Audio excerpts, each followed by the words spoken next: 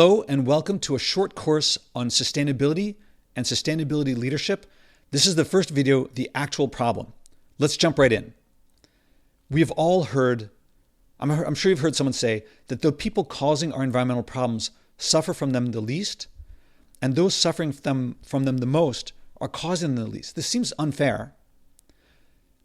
The people I know who say these things, they tend to go toward the suffering people and the wildlife to help them. And that makes sense. To help suffering people and wildlife, it makes sense. We feel compassion for them. And nobody wants to help suffering people or wildlife more than I do.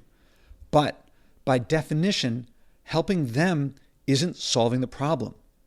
What impacts them and makes the headlines are symptoms. Things like forest fires and flooding and things like that. Those are the symptoms. The causes are behavior. Solving the problems means changing the behaviors of those causing them, the people causing the problems.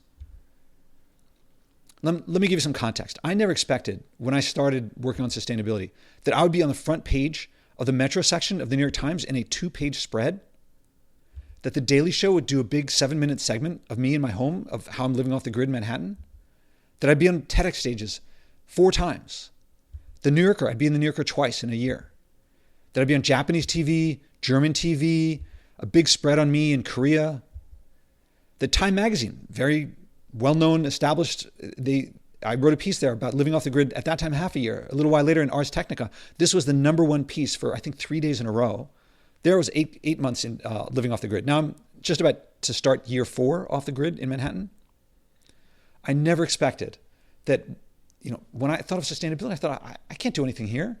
I didn't expect that not long after, people would say of my book and my workshop, this is what I've been looking for my entire life. Wow. So honored to be able to bring that to someone. That someone said, I've thought about these problems about acting on sustainability for years and years. The Spodek method, what I teach and what I train people in, is what I trained other people to train in. You don't have to get it just from me.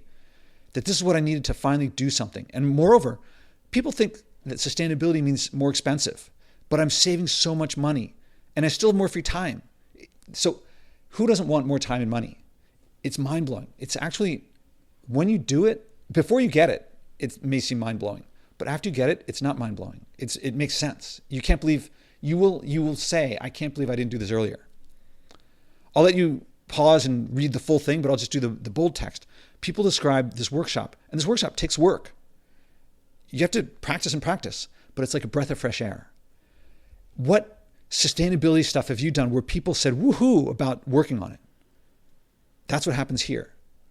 Now, before Sustainability Simplified, I wrote a book called Leadership Step by Step, and I teach and I coach leadership. And here's an endorsement from the United States Secretary of Defense, who knows leadership. And he said, in Leadership Step by Step, Joshua Spodek presents a thoughtful approach to become a highly effective leader that emphasizes the importance of experiential learning.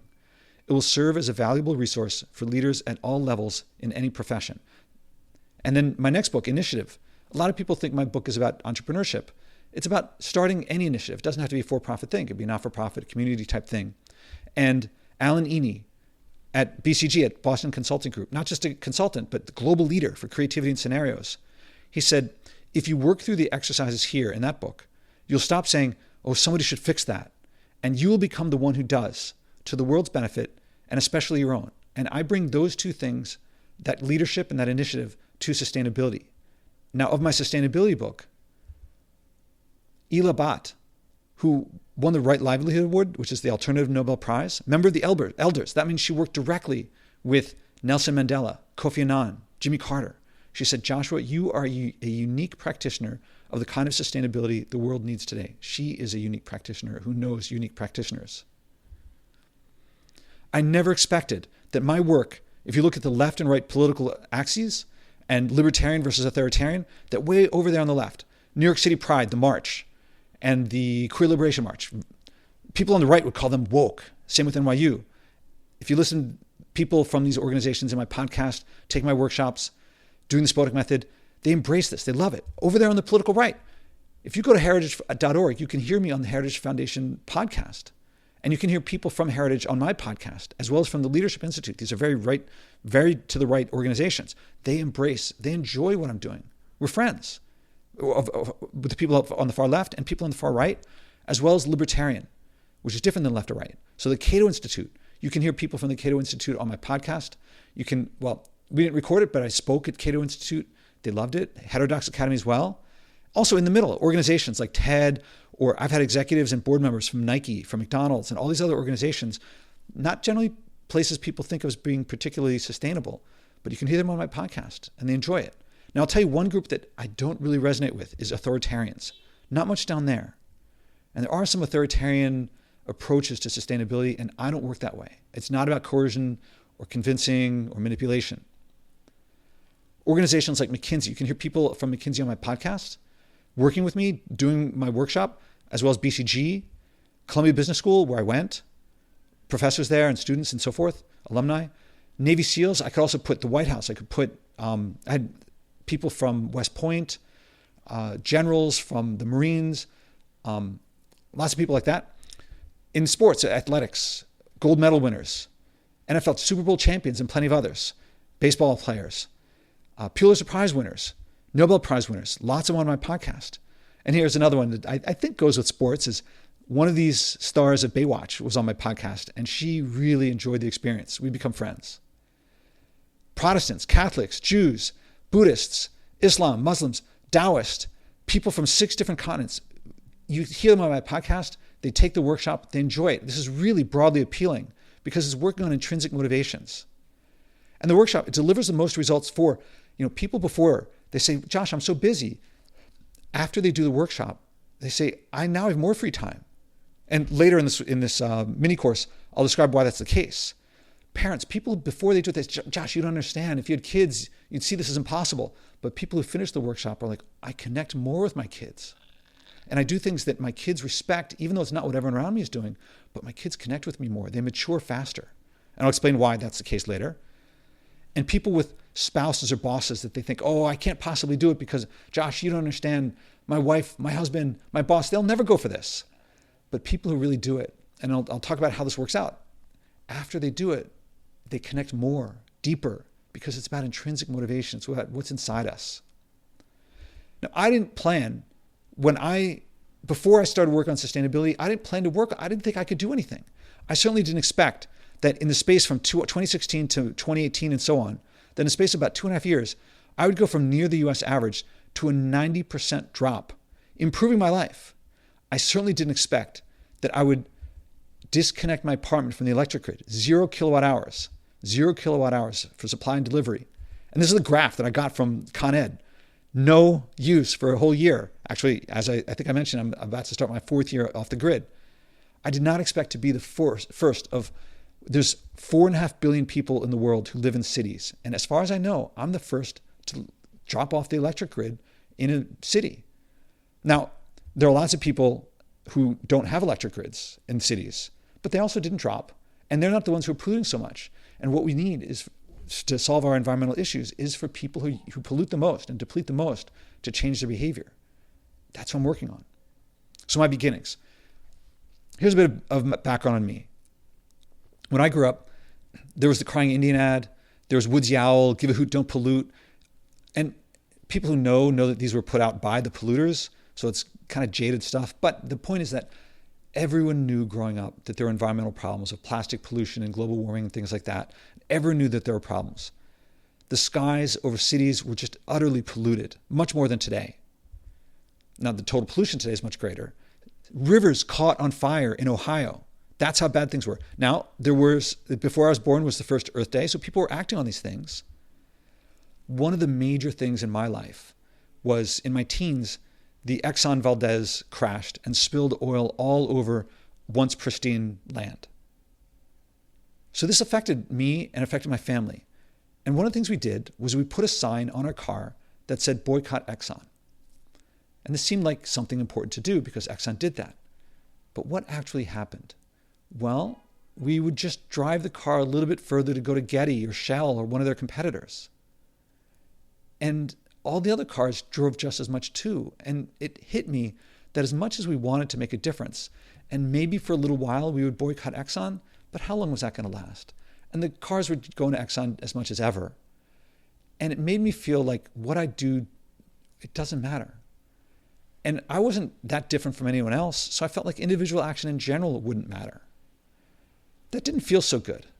It led to developing a worldview overall of, decades of headlines forced many thoughts into my heart and mind, like boycotting Exxon, but not really making a difference.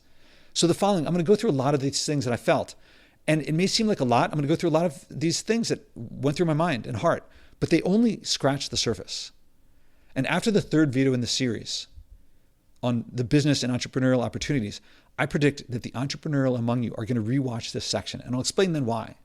But I think it'll be a good reason to pay attention. But basically, each view represents an unmet need. That is, for an entrepreneur, that's an opportunity to serve people. That's a business opportunity. And after the fourth video in the series, the political opportunities, I think you're going to come back here and rewatch this section because it's going to resonate with you. It's going to hit home a little harder than you expected.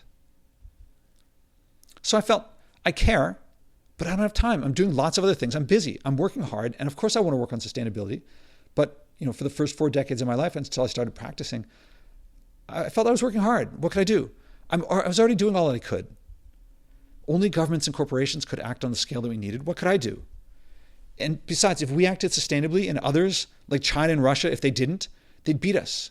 Maybe in the market, maybe even militarily. I didn't want that. I didn't want to undermine national security. And when people said, think of the children or save the whales, it felt pushy, callous, heavy-handed. I do think of the children, and I don't want to hurt whales. So I easily defended myself against coercive things like that. I was like, yeah, like water off a duck's back. I felt I'm one of the good guys. Look at the billionaires with all the yachts and the mansions. Look how much they pollute. Tell them to change, not me. They're the ones who are doing it. And even if I did everything I could, it would turn my life upside down and barely make a difference. And look at the environmentalists. A lot of environmentalists, they pollute the most. They fly around to the conferences and so forth. They justify it for themselves. They say what they do is important and what they do helps more than it hurts. So why can't I do the same? What I do that pollutes is important too. And it helps people too. Besides, I have to make money to pay my mortgage. I got to put food on the table. I'm not made of money. I can't afford to buy all those sustainable things. And besides, most of my family lives flying distance away. I value the environment, but I value my family more. Besides, the planes that were taking me there, they were going to fly anyway. I'm just one person on the whole flight. Also, for a lot of this time I was single. How many women are going to date a guy who doesn't fly? Look at dating profiles. They generally say travel. And I'm not a parent, speaking of my personal life. Is my perspective relevant to people who have kids? And what about poor and disadvantaged, the people who are working multiple jobs with multiple kids? Aren't their problems more immediate? Is sustainability a problem only for people with spare time and resources who can, they don't have to work every day just to make ends meet? And there's so many crises right now that affect people here and now, not just sometime in the future. Racism, sexism, homophobia from the left, from the right, wokeism. And there's all these elections, housing, anxiety, social media, educational. There's fentanyl all over the place now. All this political polarization, things like that, these crises. Shouldn't I work on them? Aren't they more important? Sometimes I'd feel Republicans, they're the problem. They're deniers. They deny the problem exists. We need more regulation to protect us from companies cutting corners on safety and health for profit. But even then, there are unintended side effects of big government interventions. They keep overwhelming intended goals. So a big example, this book, The Worst Hard Time, I read recently about the Dust Bowl. What caused it? This big government thing of like the Homestead Act, that people moved out and they just used up the topsoil and then it all blew away. Maybe that wouldn't have happened without these big government things. Or Cadillac Desert, about the disappearing water in the American West. That's a big New Deal program that never ended. And much more recently, this year, I read Waste Wars, about how much money is made of taking waste from rich countries to poor countries. And it's on the back of US regulations and global treaties that were intended to reduce this stuff. And it seems to accelerate the stuff. And if you go way back, the law written by Frederick Bastiat after the French Revolution, so this is 150 years ago or so. And he talked about how these big solutions, they get away from you and they tend not to have the effects that you intended. So maybe it's Democrats are the problem. They may mean well, but their big government interventions, sometimes I would think they would wreck the economy. They deprive entrepreneurs of incentive to solve problems, and they risk descending into Maoism and Stalinism. Maybe that's the problem. We need a political solution. I don't know, left or right, but there's no one to vote for. No one's making sustainability happen. BP, you probably know that they tricked us into thinking individual action mattered. They did that to distract us from them. There are 57 companies, I've seen headlines that cause 80% of the global greenhouse gas emissions, CO2 emissions. Stop them. It's only 57 companies, but they're doing so much. Stop them, not me. Besides, market incentives like a carbon tax, that's what will save us. We put the tax on there, so they take these externalities and put them where they belong in the places that are causing the problems, and they'll have to change. Scientists, they found these problems. Scientists, I have a background, I have a PhD in physics. Scientists have solved a lot of problems. Maybe science will save us. So I would tend to have faith that scientists would fix our problems. I would have faith that someone smarter or richer than me would fix it. I had faith that future generations, when they face the problems, they have to, younger people have more of their lives that overlap with all these problems. I have faith that future generations will fix these things. One of the things, I'm sure you've thought something like this. When I heard, there's going to be more plastic in the ocean than fish in 2050, I'd calculate my age in 2050 and I'd realize, I'll be 79. So it sounds like a serious problem for someone else, not me, because I would have lived most of my life by that point. So, okay, I've been going through a lot of these things, a long series of thoughts, but recall, a wise person was once asked, if you had 1 hour to save the world, how would you spend it? And that wise person responded, I would spend 55 minutes defining the problem and 5 minutes solving it. So we're spending a bit of time understanding what's driving people not to act. One of the things, my science background, I'd look at the energy transition and it seems clear. A long time ago it was wood, then we found coal, that led to oil, natural gas. I'm not sure if you know that each of these things is more dense and requires less land. And the pollution that comes out of it may be a problem, but it's less for each one. So nuclear and then renewables and then fusion and beyond. It seems that energy is becoming cleaner and more abundant. Isn't that a trend we want? Market forces drive efficiency and reduce waste. Can't we just wait for market forces to do what they do? A rising tide lifts all boats, and nothing lifted more people out of poverty than growth, and wealthier nations are cleaner. I've seen studies that show only modest results from climate change. That is, maybe a few % lower GDP. We could handle that. Maybe we need less regulation so that the market can allocate resources to entrepreneurs, to innovators, to people who will solve the problems best. So I came across many limited government, free market advocates. They care. It's tempting to say they don't care about the environment. But if you really listen to them, they really do. And a lot of what they said was persuasive.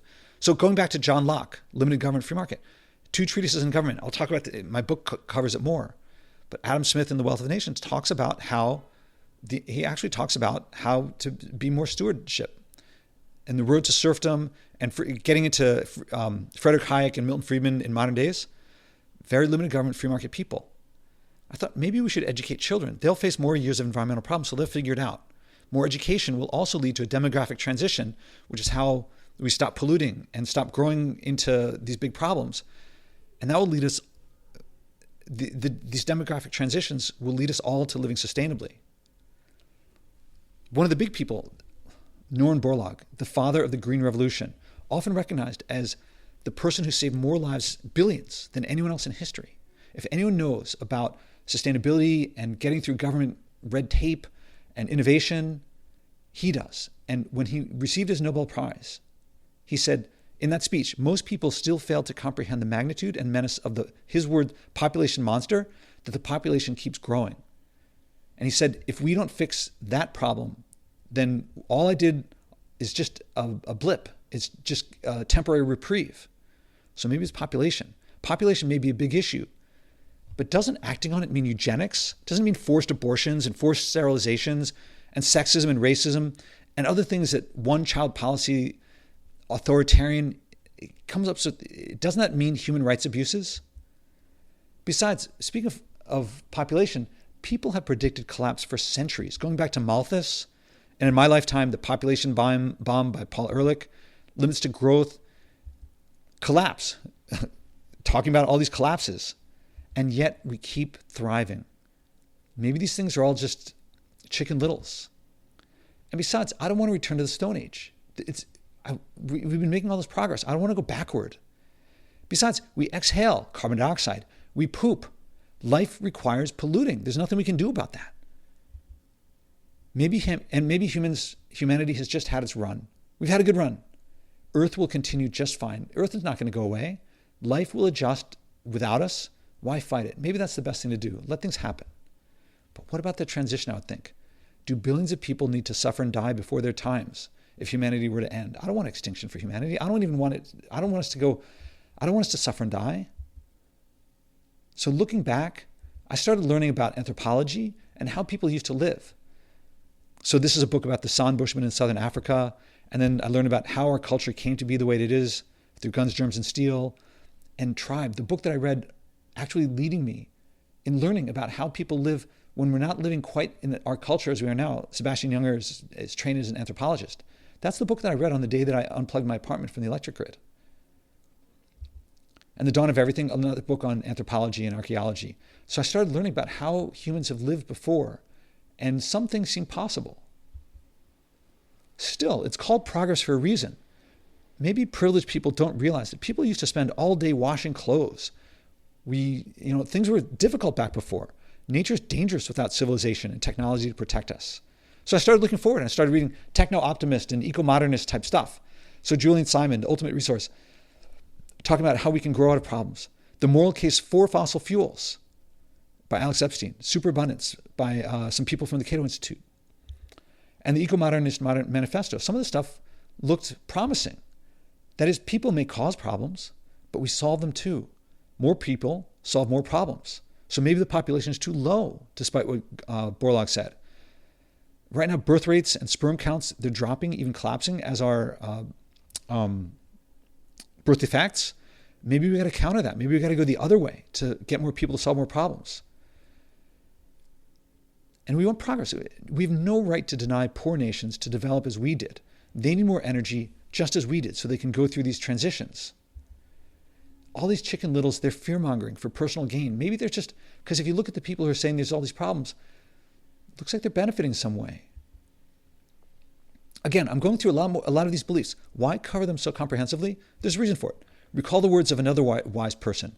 If I had 4 hours to chop down a tree, I'd spend the first 3 hours sharpening the axe. It really helps to understand what we're up against, what the problems are.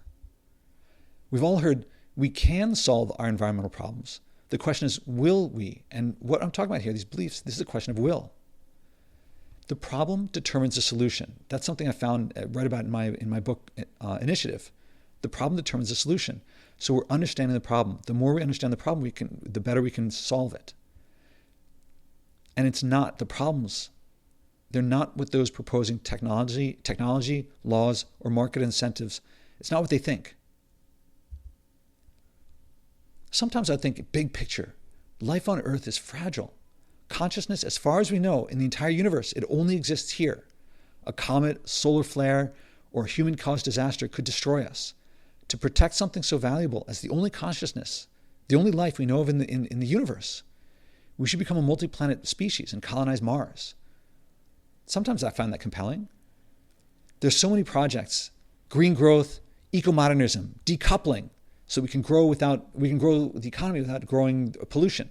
Sustainable growth, substitution, a circular economy. If you know all these terms, techno-optimism, biomimicry, ESG, conscious capitalism, and the Green New Deal, at least one of them must work. They all sound promising. Even if they all don't work, at least one must work. There's so many technologies: carbon capture, wind, solar, geothermal, better batteries, artificial intelligence, hydro, nuclear, fusion, smart grids, geoengineering. Some of them must add up to a comprehensive solution. People are working on these things. I have to believe something's got to work out. But still, technology-based solutions are so big. What can I do? I can't help with them. I mean, maybe I could join the company as like a worker, but I can't really make a difference there. Any contribution of mine it wouldn't make a difference in comparison to what we need. I should just wait. It seemed to make sense. I mean, I have a science education. I did my research. I learned one by one that the proposed solutions I thought would work can't solve our problems. This was painful for me. Wind, solar, nuclear, fusion, hydrogen, recycling. Here's a book by Tom Murphy. He's a physicist, and another one by David McKay. These are physicists who were trained at Caltech. Tom Murphy was at UC San Diego. McKay was at Cambridge or Oxford. I think he was at Oxford, actually. And they really looked at these things. They did the math, and you have to do the math, and it's important to do the math. And there are many others. These are just two that I think are some of the best ones. And the math just does not add up to these proposed solutions saving us from collapse. They may do something, but they don't stop the big problem.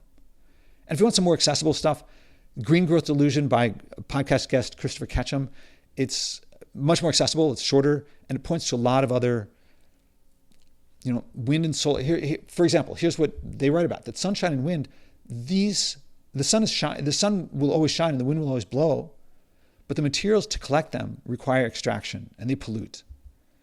Fusion and nuclear, they heat the globe directly. So, you think of greenhouse gases trapping heat from the sun, but these things provide heat. Fusion is like having a little bit of the sun within our atmosphere. And if you do the math, you see that it adds up pretty quickly.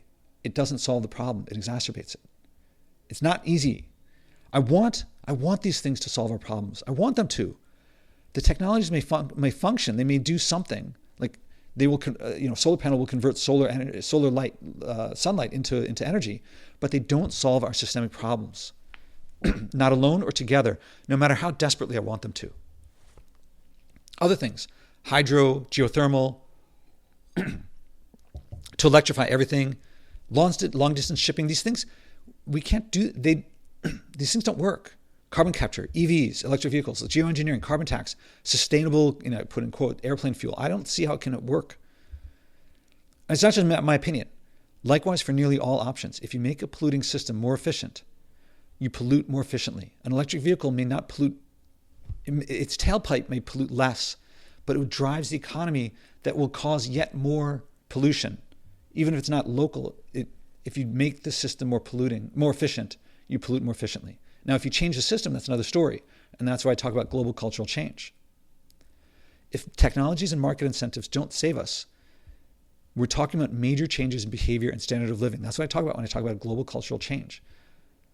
It's actually restoring lost values. But I'll get to that later. These beliefs, all these beliefs that I've been talking about, they suggest that that some new standard of living must be worth. And a little spoiler alert for future videos is that the next videos show otherwise. It's not worse. But it's hard to believe that. That's what the value of hands-on practical experience is. And for those of you who say, well, when it affects me, then I'll act. I certainly felt that way. There's already suffering on this planet on an unconscionable scale. So here, the highlighted part here says, this is The Lancet, a peer-reviewed British medical journal. Pollution still causes more than 9 million deaths each year globally. This number has not changed since 2015. 9 million deaths per year. And that's small compared to what's predicted. But 9 million per year, this is from a paper on a journal in slavery and abolition. The total number of slaves in the United States over centuries was 9 million. And that many die every year. And the next year it's going to be another 9 million. It is much bigger, what's going on today, than, say, slavery in the United States. And that's just one, breathing polluted air is just one thing. Here's a whole bunch of other things that are going on. Want more? There's more. Look at all these problems. And I was tempted to say, I can't solve any of them. It's so many of them. But all of these, it's a mistake to call them our problems. I'll come back to that in a second. We talk as if our environmental problems are over there. They're somewhere else. They haven't affected me yet. But here in the United States, addiction is up, obesity is up, longevity is down, anxiety is up, medication is up. Suicide is up. Polarization is up politically. Heart disease, more of that. More diabetes, more depression. Sperm counts are down and birth defects are up. This is happening, and these are related to our environmental situation or our feelings of helpless over these things. And there's more, and you know that there's more of these things. So there have been decades of data making predictions of collapse credible. So I put up Limits to Growth before. Limits to Growth gave a bunch of predictions, which, given my background, I studied dynamical systems in college. And it made a lot of sense, their approach. But there's no substitute for data. And it's been 50 years since that book came out. And actually, the woman who did this report, she studied Limits to Growth looking at actual data. And for 50 years of data, some of the simulations fit the data pretty well. So that claims that we can continue as usual without collapsing, they look today to me like opposition to Darwin in his time, Galileo in his time, and Copernicus in his time. In Darwin, they said, oh, there's no missing link. But then after a while, all the missing links started coming together. I still read and learn multiple views. I think it's important to understand people I disagree with. Maybe I'm wrong. Maybe they're right. But those claiming hoaxes, that climate change is a hoax, or these other things are hoaxes, or that we'll innovate out of it, no matter, they just no longer seem credible. I'm still going to keep reading it because I want to be proved wrong. And my science background says, always look at the data. But what could I do? Could I just wait and see? I mean, that's what I felt like I should do. Hope for the best.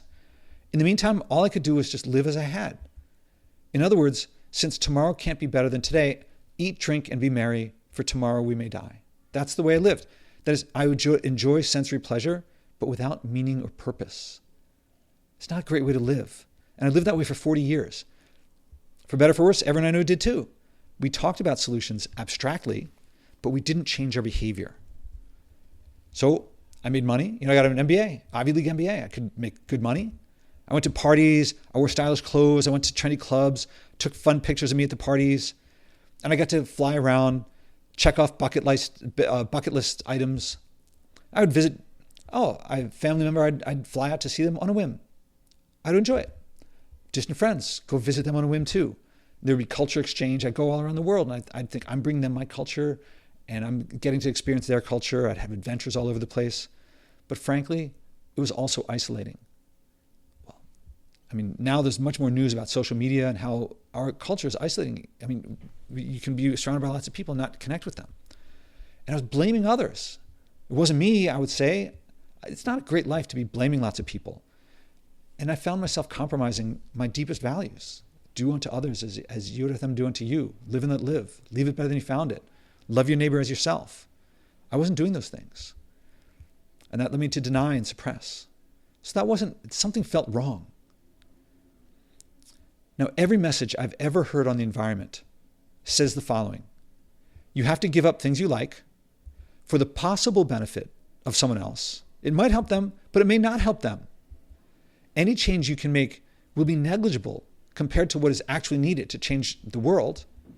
So any solution that can work will dwarf anything that you could do, so you can't make a meaningful difference. And I've asked many people, have you heard any other message than this on the environment? And to this day, no one has said anything different. We all learn. You have to give things you like for the possible benefit of someone else. It may not help them. Any change will be negligible compared to what's needed. Any solution that can work will dwarf anything you can do, and you can't make a meaningful difference. So my view, tomorrow will be worse than today. Solutions, the proposed solutions, I found that they accelerate the problems. But we desperately hold on to whatever we can, because even when we know that something can't work, if it's my only hope, I'm going to hold on to it even as I fail. And even as the proposed solution might fail. And I see people holding on to things like nuclear and wind and solar when they know it doesn't work. I mean, these things pollute a lot more than we think. I felt like I can't make a difference. What I can do would be ineffectual. And I felt that I knew more than most.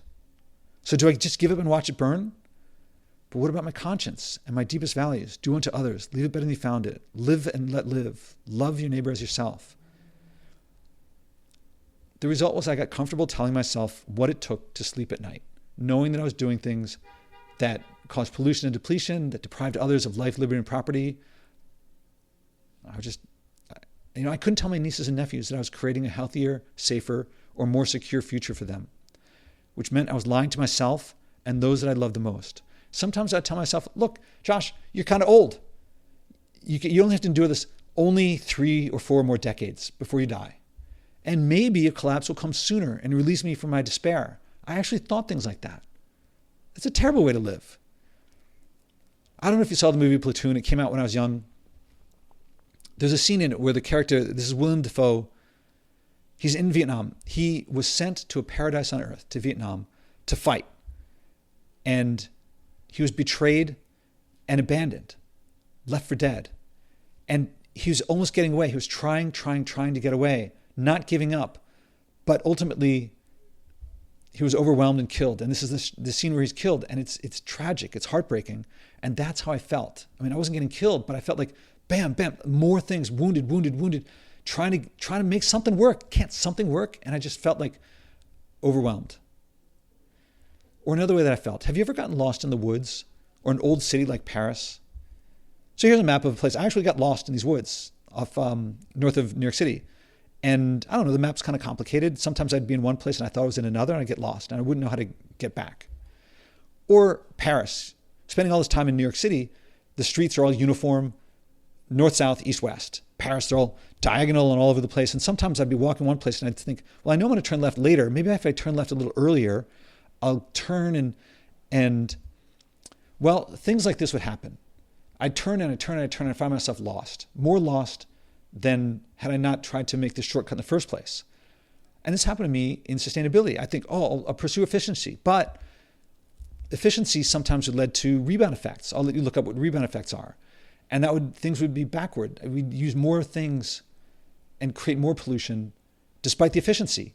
And we'd try to solve that, and rebound solution number one, number two, they wouldn't work. And if you make a polluting depleting system more efficient, you pollute and deplete more efficiently. So maybe I try solutions to those and they wouldn't work out. Maybe renewables, maybe that's the solution, but they're intermittent and that's a problem. And that would lead to things that wouldn't work. And the materials, they pollute. Landfills are full of windmill parts and old solar panels, and try to solve it, but those things are toxic, so that doesn't work. And there's more and more waste all the time, so that doesn't work. And maybe nuclear, maybe that's the solution, but that produces waste, and that's a problem. And that directly warms, as I mentioned before, as does fusion. So that doesn't work. And so it's like, have you ever turned in every place you go, it just makes you more and more lost. And sometimes actually getting lost in a city, you end up in the seedy part of town. What do I mean by seedy? Well, I start by being in a place that I like, but sometimes I end up in a place where if I ask directions, I'm kind of scared to, because people might be helping themselves. That's what happens when you're in a seedy part of town. So one example, I was talking to a fossil fuel executive on the phone. And as we're talking in the background, he hears nearby me, he hears in the background an ambulance. And he says, "See, Josh, we need fossil fuels for ambulances. You do like ambulances, don't you?" Yes, I do. But we don't get only the results that we want. Fossil fuels not only power ambulances, but that's also where pollution comes from. And fentanyl and meth, if you listen to the podcast with Sam Quinones, who writes about this, that fentanyl and meth don't rely on plants. It's all industrial chemicals that make these things. So they can make unlimited amounts. So you get ambulances and you get fentanyl. I was once listening to radio and people were talking about the problems with modernity. And someone said, look at flying may cause problems, but look, we got a COVID vaccine so fast. He neglected to mention that we also got COVID going global fast. And we got COVID. Looks like COVID came from modernity as well. Technology isn't good or bad. Like sharp knives or fire, technology augments the values of the people and culture wielding it. It accelerates what's happening. Our environmental situation results from our behavior. Our behavior results from our beliefs, images, stories, and what comprises our culture. If we restored everything to pre-industrial levels, if I could make all the greenhouse gases go back, bring back all the old growth forests, bring back to life all the extinct species, but we didn't change our culture, we would reproduce all of these situations that if even I could magically fix them. All these environmental problems, we talk about them as if they're problems, but they all result from one thing, our behavior. They are environmental symptoms. If we restored any or all of these symptoms to pre-industrial levels but didn't change our culture, we'd reproduce them. And changing culture requires leadership, not technology, market incentives, or laws. And then amidst all this, I did something that wasn't supposed to change my life. Amid despair and compromise and giving up and giving in and feeling, what could I do? I did something that against all expectations led to all those results I showed at the beginning of this video. Dropping 90% and enjoying it, finding my life better, and not just by my standards, but by standards that other people agree with. That the media liked it so much, that I got so much attention, that people all over the political spectrum, old, young, rich, poor, of so many of across the world of different religions, that they all embrace this. I never expected that. And I did something that brought about all of those things because it revealed a credible and doable path to a brighter future, which I talk about in the next videos. The next one is the solution. Now that we understand the problem, and well, I kind of gave you that it works. So the solution. Next is the business entrepreneurial opportunities to act on the solutions. Not just me, but lots of us can do things to help people live better lives. That's an entrepreneurial opportunity. Likewise, the political opportunities, not just business, but government. There's opportunities for leadership in many different spheres. And the celebrity opportunities. We crave leaders, role models who are acting genuinely and effectively and authentically without hiding their vulnerabilities. And then wrapping it all up, the brighter future.